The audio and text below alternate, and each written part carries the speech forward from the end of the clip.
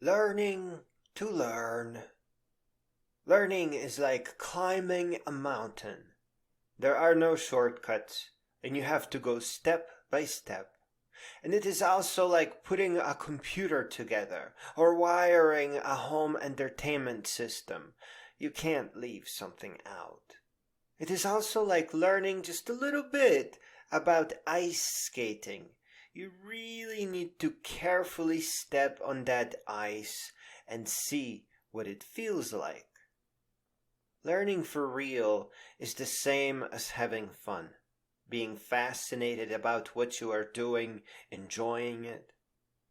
Finally, learning for real is also about long-term achievement, like section hiking the Appalachian Trail over many decades, and then arriving at Mount Katahdin come your golden age. It is about making a difference and becoming better for it, adding to the greater whole. When we go to school and end up thinking, if I jump through these hoops, I will graduate and then I'll figure out the next step.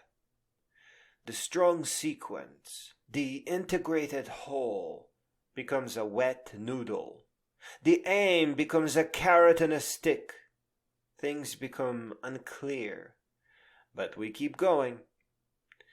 It is okay to make this mistake so as long as we learn from it, so as long as we learn and prevent others from being taken advantage of in the same way. Begin asking questions about education. Don't just sit there memorizing disconnected facts. Demand a real education. We all have computers now.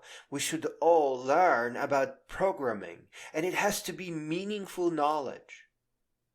We need to know that a function takes an input, transforms it, often by calling other functions, and returns an output. Output equals function input. We need to know what a loop is, that it often processes a list of items one at a time, calling functions with the item as input. For example, for every user in a list, if membership expires soon on this user, then send warning message for this user. Programming is so simple that it only takes a few days to learn. You have to do it right. That is what schools were meant to help us with. For example, you never, ever start by just creating a file and then configuring things. No, you start with a boilerplate project. Only later, when you have time to waste, you go and read the manual or guide. I'm actually serious about this. The manual will never tell you what the most important parts are relative to your use case. If you just need a window with a blank canvas for a little 50-line wiki that helps you study, you don't need to worry about drop-down menus or icon sizes. You will return many times to the things that are useful for you, and with each use case, you will learn a new way of using the program. That is far more than any documentation can explain. Another huge deal is the language you start with. I know many programming languages, but I don't use them all. Some are too old, but in most cases they just do things badly and are too small. The language you choose must be getting the most stress, most attention, most development, and hate. Because to hate a language is to admit to have learned the wrong one. Today, that language is ES 2021, JavaScript. It is the evolution of JavaScript, the language behind all the web applications that also runs on the server via Node.js.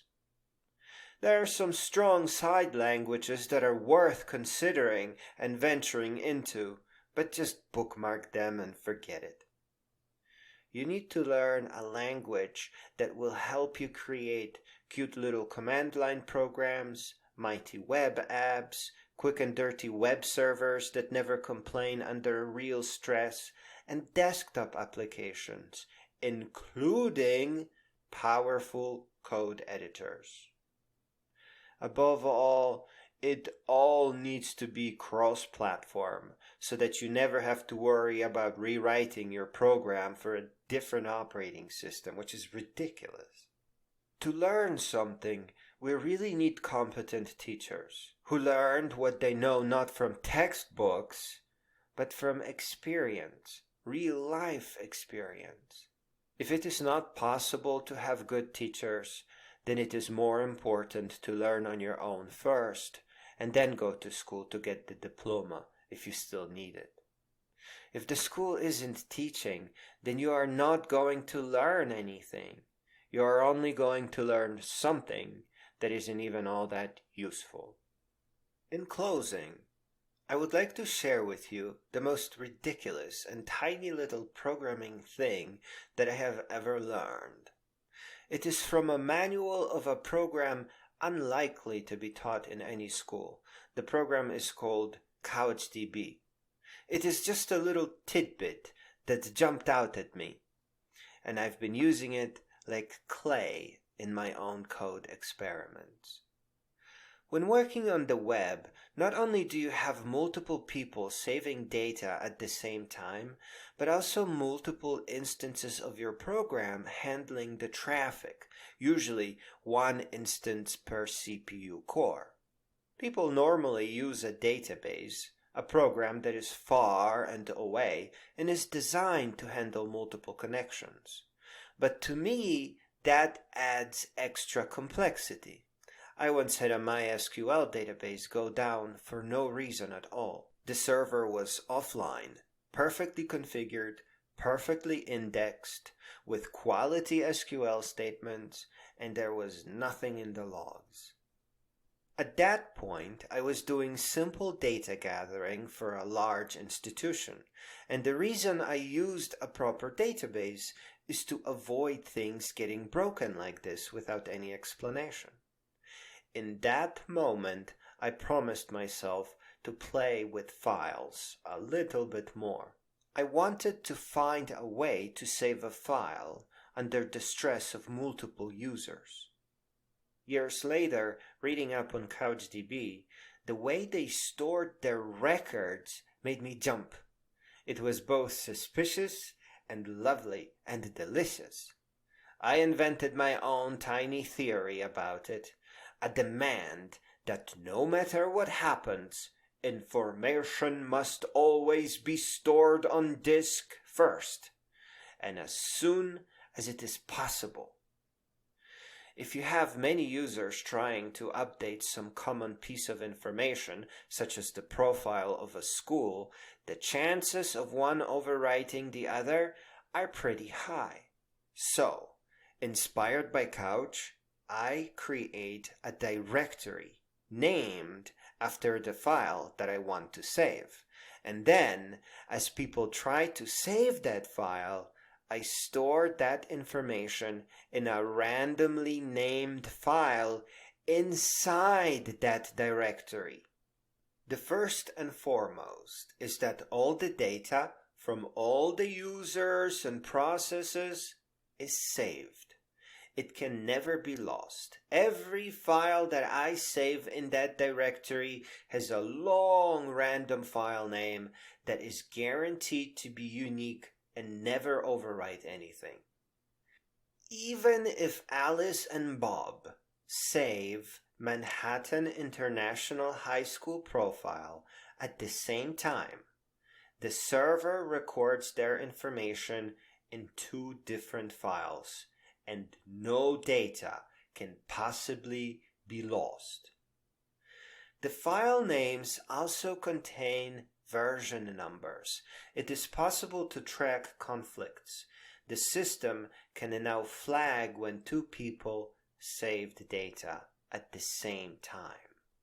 But more than that, the really cool part is that many servers storing files this way can synchronize together, as the files are always uniquely named. So thousands of servers can keep in sync, tracking all the changes, exchanging all the data, marking whenever there are edit conflicts. People saving data can see conflicts and resolve them as they make their updates.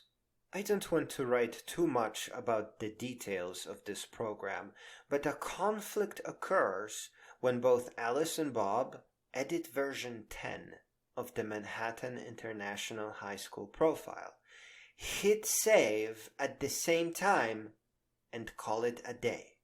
That means that two versions 11 exist. No data is lost, but the person in charge of the school profile will see a red flag and may investigate and mark one of the files as deleted to remove the conflict. Another notable thing is that if nobody cares to resolve the conflict, there's this crazy way of deciding which version 11 is going to be used as the master version. You know how those files are randomly named? The conflicting files are sorted alphanumerically, and the first one becomes the master. It is an arbitrary election mechanism, but no matter the circumstance, CPU core, user, or server, or part of the world, it is an arbitrary but consistent election process that always returns the same winner, even if thousands and thousands of servers are synchronizing. This is called eventual consistency. What I describe here is just saving a file. I have a feeling that only practicing and learning on your own will make you sensitive or maybe even passionate about such little gems of invention. Even if this ever made it to a test, how is marking that correctly on a multiple choice exam or even making a fake little homework program going to emphasize this as special? And before any pro complaints about using this in production, this is a useful data backup mechanism that should be used alongside of a proper database. Learning for real is an adventure. You make fascinating discoveries in your travels. It is better to learn on your own and then go to school to graduate, if you still want to, rather than go to school and try to learn. Learning for real will also make you happy. I enjoy experimenting with different variations of the CouchDB-inspired file-saving mechanism. Visualizing data being saved without any abstraction, or if statements, or even errors, sure makes for a fun programming session. In school, we get stressed out about passing the exams, or trying to graduate and have the time to save money, and that is no way to learn. That is not how a student should be treated. A student represents the future of humanity. They should be treated with great dignity and respect.